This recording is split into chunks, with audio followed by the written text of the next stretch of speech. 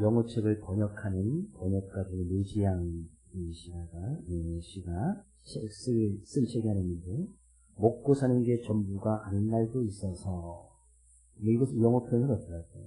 먹고 사는 게 전부가 아닌 날도 있어서. 근데 이제 영어책을 이렇게 번역을 하다 보니까 영어 문화권이나 그 영어권에 있는 사람들도 정서를 잘 알아야 그들이 하는 말을 우리나라 말로 잘 번역할 수가 있습니다. 그냥 단순히 번역만 해서 이게 이해가 잘 되지 않는 부분이 있거든요.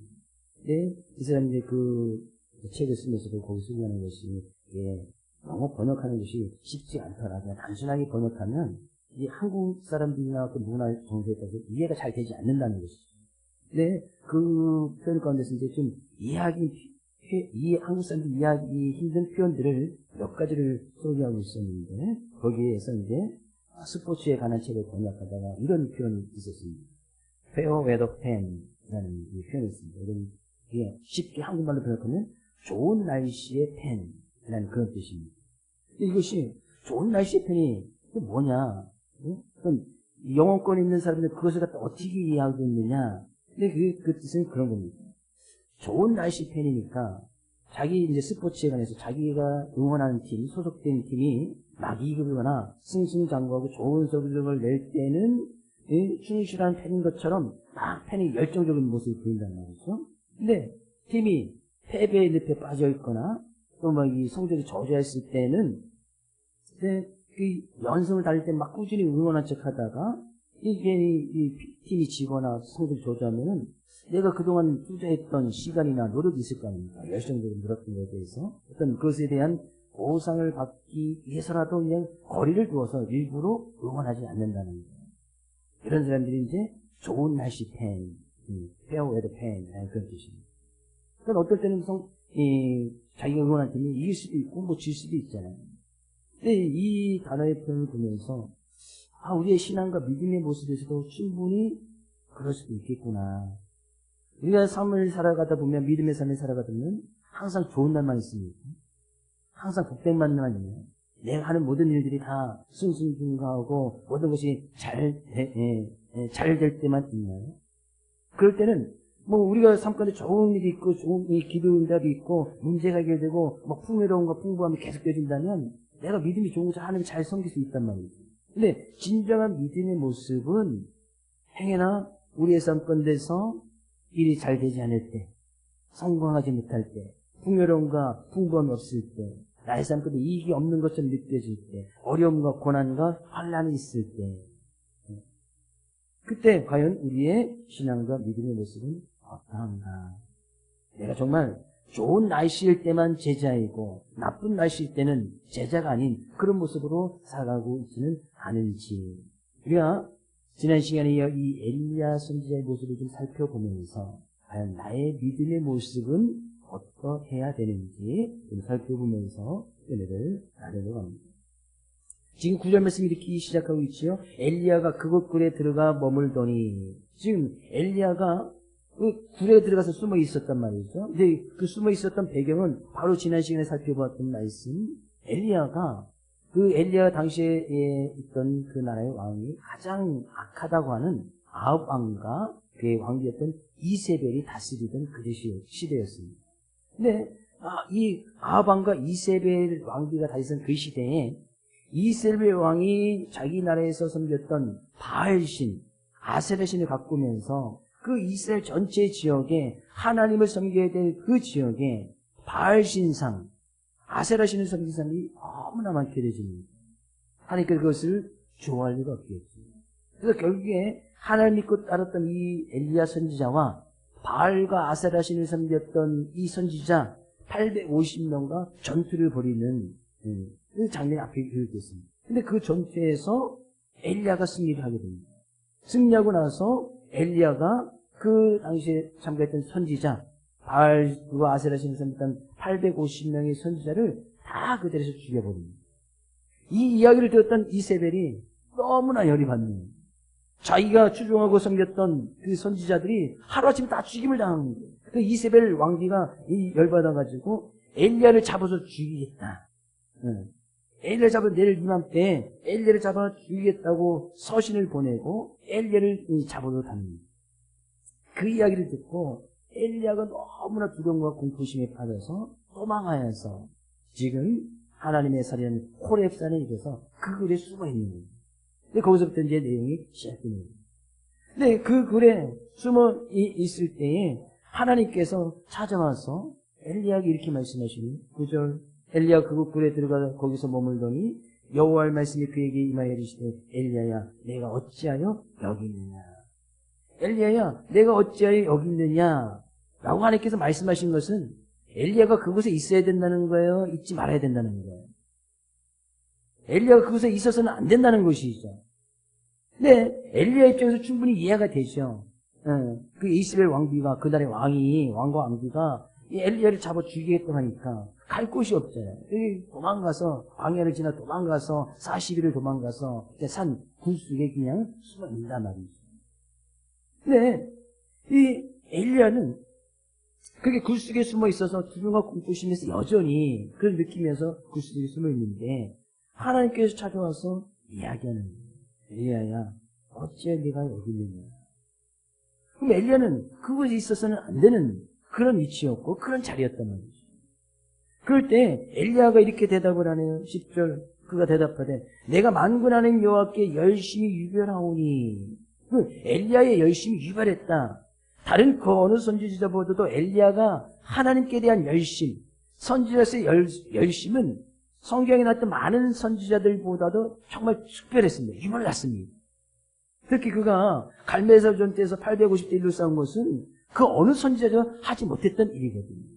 심지어 이 엘리야 선지자는 사렙다 가부의 아들을 죽었던 아들까지도 살리는 그런 일도 벌이고 엘리야가 기도했을 때 3년 6개월 동안 비가 내리지 아니하는 그런 일도 보여줬던 사람이 엘리야 선지자거든요. 뭐 그것은 정말 이 다른 사람에게도 찾아볼 수 있는 그런 열심, 그 하나님께 대한 열심, 그 말씀에 따라서 그런 일을 감당했던 그 아주 특별한 일을 잘 감당했던 사람이 바로 엘리야예요. 자기는 그렇게 하나님께 열심을 내고 충성을 다하고 잘 섬겨 나갔었다. 그런데 이는 이스라엘 자손이 주의 언약을 버리고 주의 제단을 하며 칼로 주의 선지자를 죽였으며 오직 나만 남았건을 그들이 내 생명을 찾아 빼앗으려 하나이다. 그 이야기를 잘 생각해 보면 내가 하나님께 대해서 열심히 있었는데 아주 열심히 특별하게 있었는데 내가 하나님을 잘 섬기고 하나님의 말씀을 잘 따라가고 하나님께 대해서 봉사하고 하나님을 잘 섬겼는데 그런 사람은 오직 나만 남았다 라는 걸 이야기하는 것은 나는 그렇게 하나님께 대해서 열심히 있었다. 네, 다른 사람들은 그러지 않았다. 충분히 엘리야의 말에 공감을 합니다.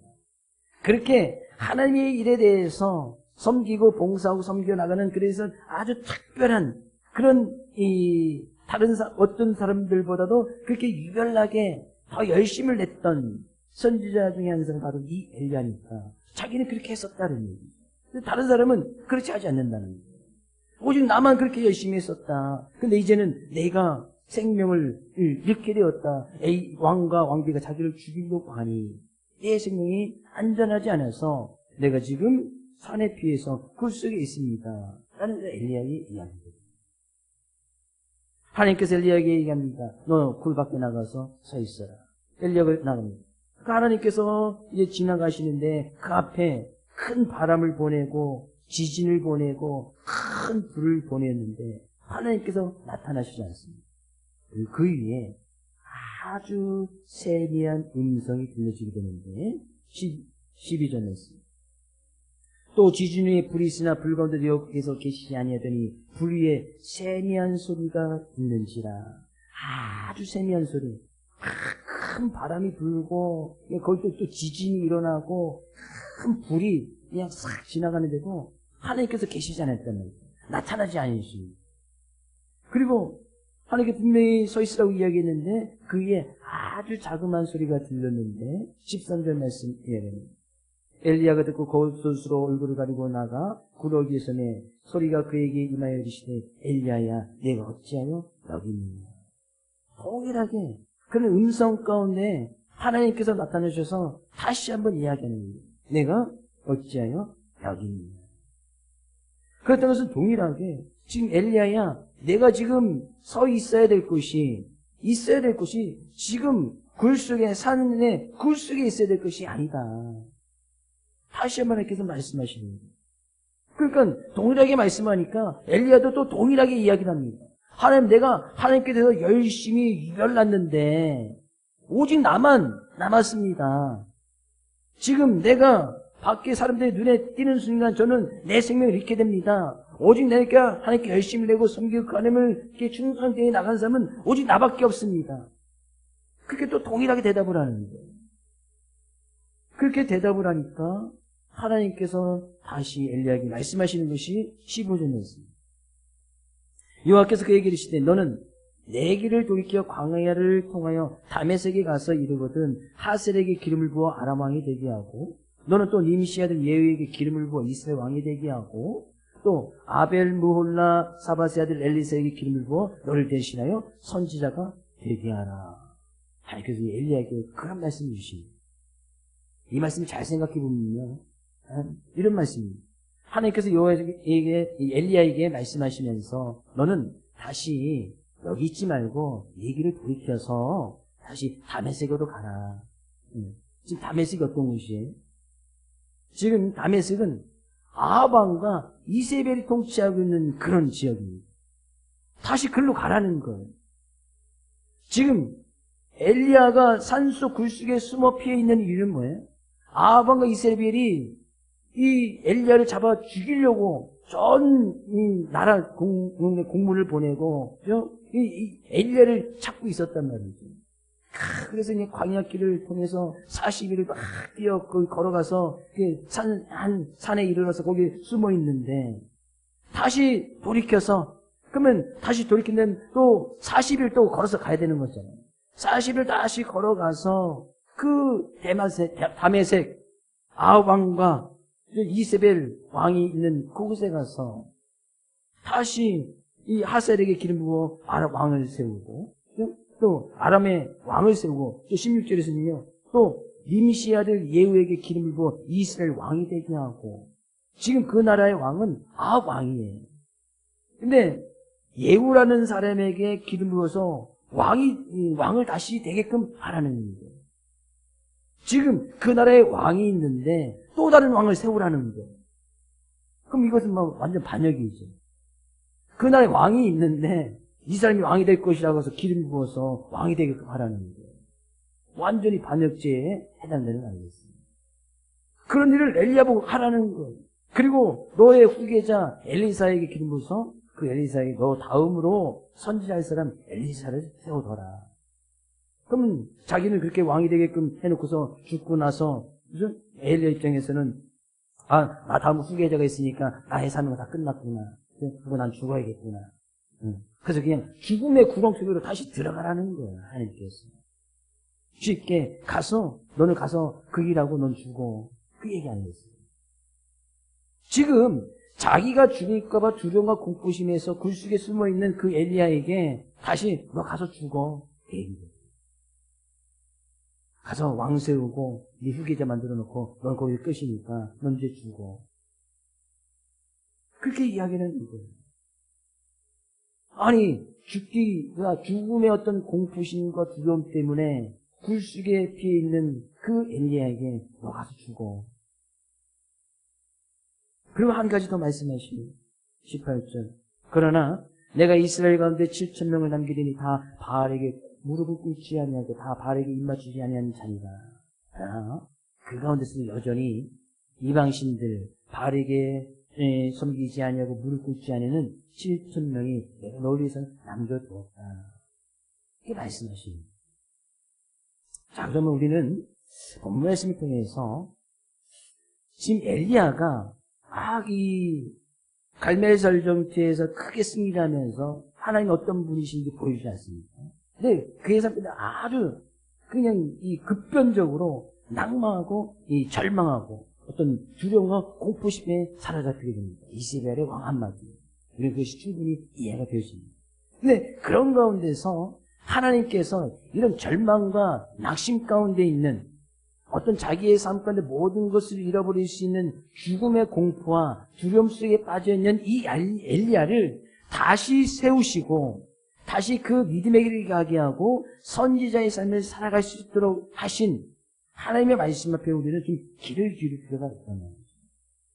우리는 성경을 통해서 이미 알고 있지만, 그래서 엘리야가 그렇게 가서 죽음을 당합니까?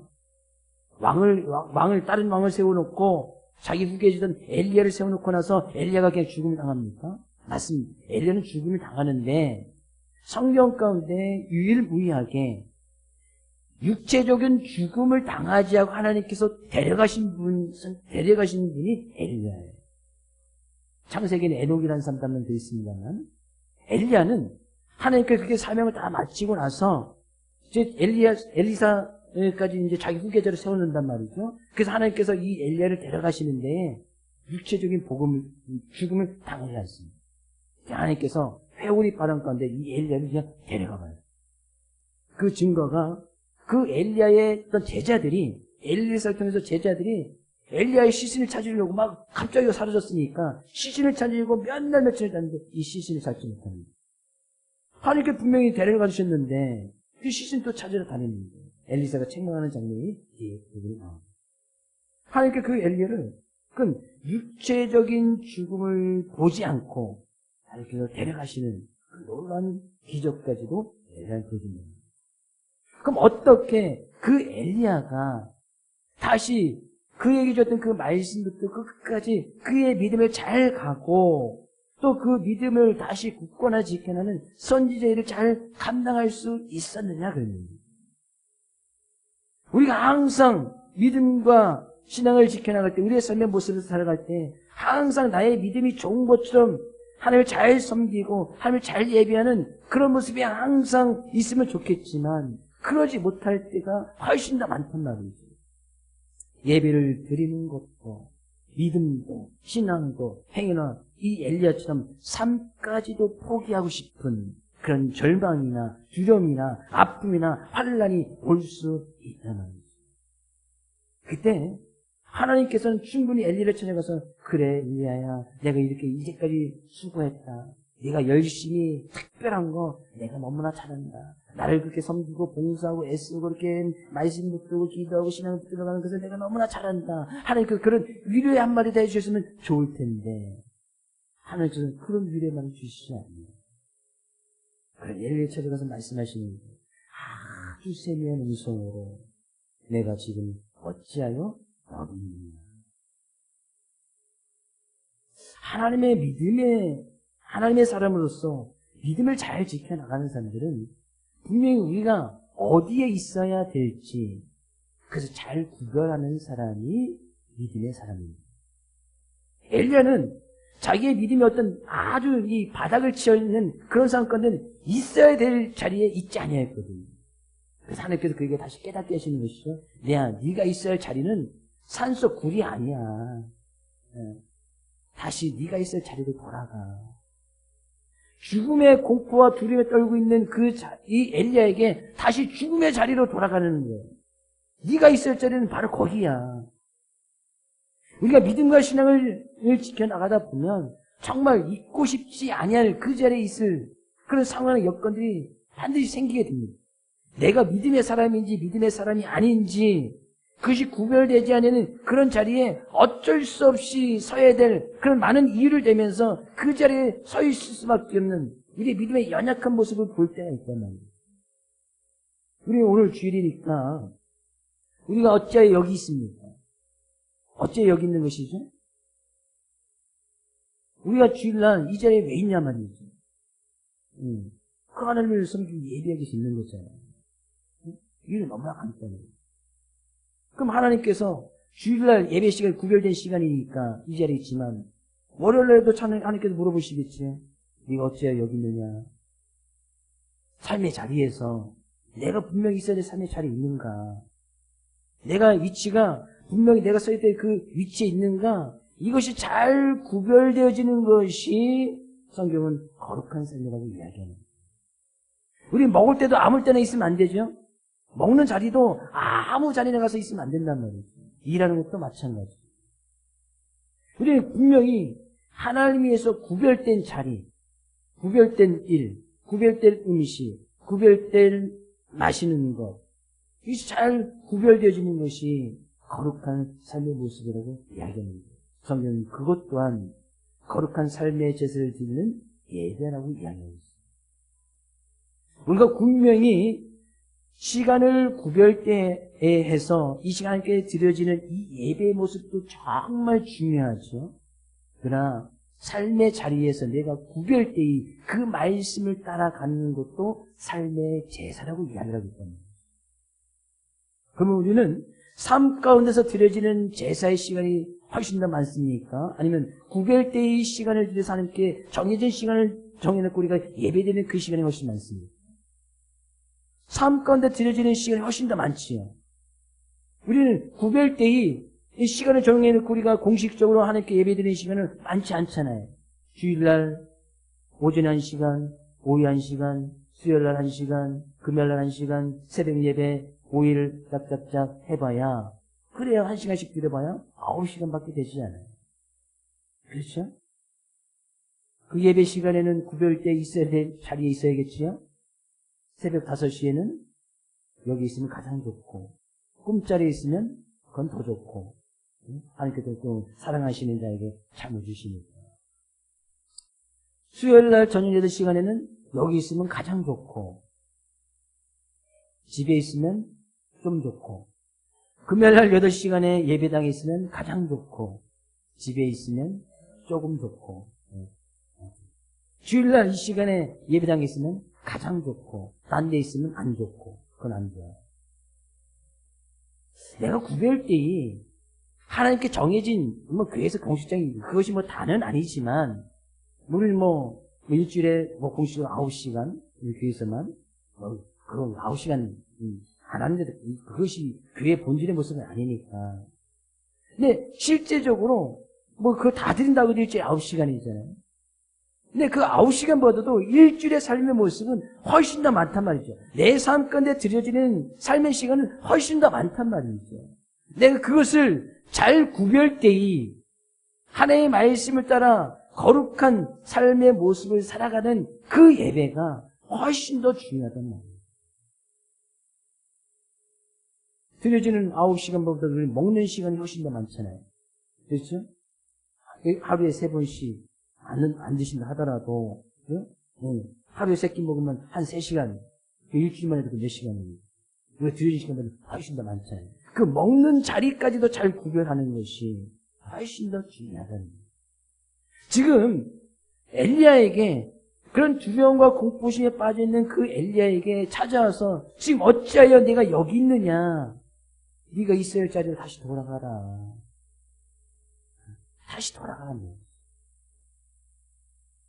우리는 분명히 우리가 있어야 할 자리를 잘 구별해야 할 줄 믿습니다. 저는 이런 구별됨과 거룩함의 모습과 지혜가 우리의 삶 가운데 충만히 임할 수 있기를 주의 이름으로 축복드립니다. 그렇게 이야기하니까 엘리야가 이야기했죠. 내가 하나님께 대해 열심히 유별합니다. 특별합니다. 근데 오직 나만 그랬습니다. 우리가 믿음과 신앙의 삶을 살아갈 때에 큰 오류를 범할 수 있는 부분이 바로 이 엘리야가 있던 말 가운데서 우리가 찾아볼 수가 있는데, 우리 하나님께 열심을 냅니다. 그죠? 열심히 내서 시간을 드리고, 열심을 내서 이 봉사하고, 열심히 내서 섬기고, 열심을 내서 교회를 하고, 열심히 내서 뭔가를 하나님 위해서 우리가 이 노력과 정성을 다합니다. 근데 엘리야는 나만 그렇게 할 뿐인 줄 알았어요. 왜? 돌이켜보니까 아무도 없거든요. 그렇게 열심을 내는 사람이 없는 거예요. 그렇게 섬기는 사람이 없는 거야. 왜? 실제적으로 갈멜산 전투에서도 엘리야 편에 든 사람, 서 있는 사람은 아무도 없었거든요.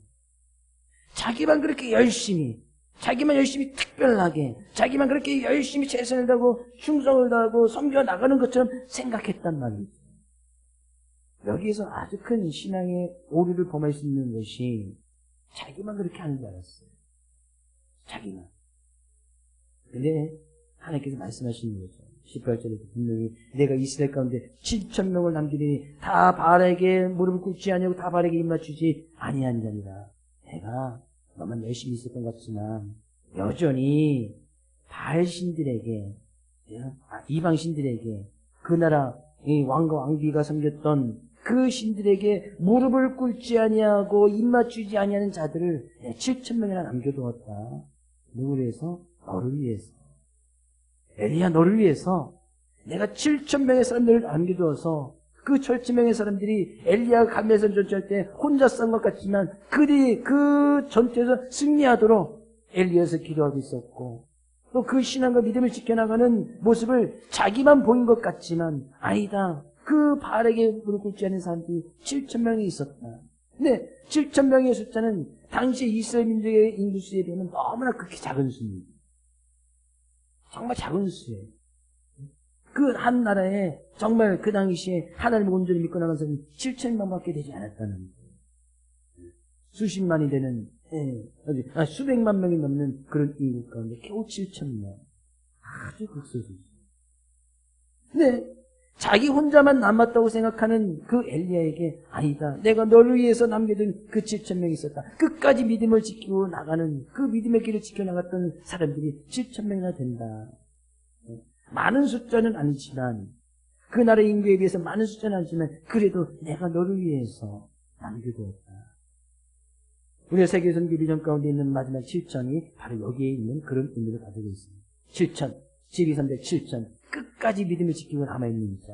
아주 모든 사람 다 세상에 빠져있고 이방신을 섬겨나가고 재물의 신을 섬겨나가고 자기 자신 섬겨나간다 할지라도 그 가운데서도 하나님만을 온전히 믿고 나가는 끝까지 남아있는 자.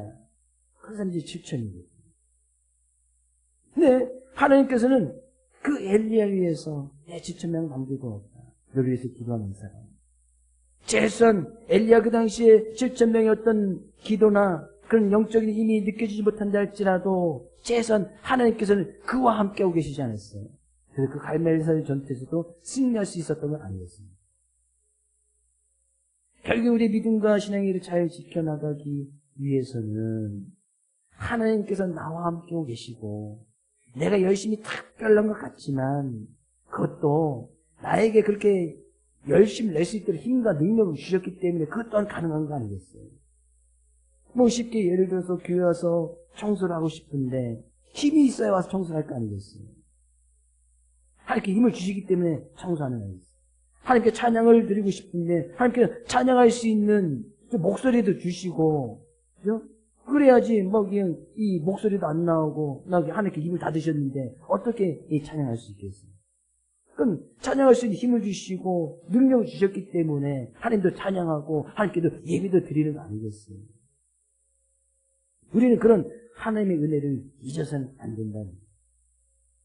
그리고 나서 하나님께서 엘리야에게 뭐예요? 다시 말씀해 주셔서 너 죽음의 구렁텅이로 들어가서 왕을 세우고 후계자를 삼아두어라. 다시 그에게 사명을 주십니다. 분명히 그가 해야 될 일을 말씀하고 있다는 거예요. 엘리야는 그 말씀을 붙들고 다시 갑니다. 죽음의 구렁텅이로 들어가는 거예요. 하나님께서 그를 죽이셨어요? 절대 죽이지 않습니다. 오히려 육체적인 죽음을 당하지 아니하고 하나님께서 데려가십니다. 결국에 우리가 이 믿음의 길을 잘 가기 위해서는 분명히 우리가 하나님의 말씀을 따라서 어떤 위치에 서 있어야 되고 어떤 자리에 있어야 되는지 그것을 잘 구별해서 하나님의 말씀을 붙들고 행위나 그 말씀을 붙들고 나갈 때에 죽을 것 같은 또 죽음의 구렁텅이에서 들어가는 거잖아요. 왕이 있는데 왕을 세운다? 이건 죽는 거잖아요. 반역이 있잖아요. 지금 그렇잖아요. 죽게 됐는데. 근데 결국에 그 말씀을 붙들고 죽음의 구렁텅이에서 그냥 그 말씀 하나 붙들고 다시 나갈 때 하나님께서 그를 위해서 예배드린 7,000명이 있었고 그를 위해서 기도하는 사람들이 있었고 끝까지 남아서 엘리야에서 기도하고 함께 그 신앙의 길을 잘 지켜나가는 그들 믿음의 모습으로 선지자의 삶의 모습으로 승리할 수 있었다. 결국에 우리가 이 믿음의 길을 끝까지 하나님 앞에서는 그날까지 이 믿음의 길을 잘 지켜 나가기 위해서는 정말 내가 그 자리에 있으면 죽을 것 같은 그런 상황이나 여건 가운데서도 하나님의 말씀을 붙들고 그 자리에 서 있어야 되는 거예요. 하나님의 말씀을 붙들고 살아가야 된다는 거예요. 이 세상 속에서도 하나님의 말씀을 두고 살아가야 된단 말이에요. 내가 그 자리에 있으면 죽을 것 같아. 그러나 그 가운데서도 말씀을 지켜나가는 거예요. 그 말씀을 지키는 사람이 나밖에 없는 것 같은 그런 상황이다 할지라도 그냥 그 말씀을 두고 가는 거예요. 하나님께서는 결코 죽이지 않습니다. 내가 그 말씀을 지켜내면 굶어 죽을 것 같은 그런 상황에 딱 처해지는 그런 상황 가운데 있어도 그래도 말씀을 두고 가는 거예요. 그럼 하나님께서 지난 시간에도 하나님께서 그에게 먹이시고 재우시고 하나님께서 하시잖아요. 아무 일을 하라는 것은 아무 일도 하지 말라는 것은 아닙니다. 분명히 하나님의 말씀이 나의 삶을 이끌어가는 가장 중요한 말씀이 길이고 진리이고 생명을 깨닫고 우리는 그 말씀 붙들어 나가는 것을 갖다가 사명이라고 이야기하는 거예요. 사명. 목숨을 다해서 바쳐야 될 일, 그것이 사명이거든요. 참다운 제자의 모습으로 하나님 믿는 백성의 모습으로 살아가는 그 사명의 길을 잘 가기 위해서는 그 사명을 통해서 이루시고자 원하는 하나의 말씀을 붙드는 길밖에 없다는 거예요.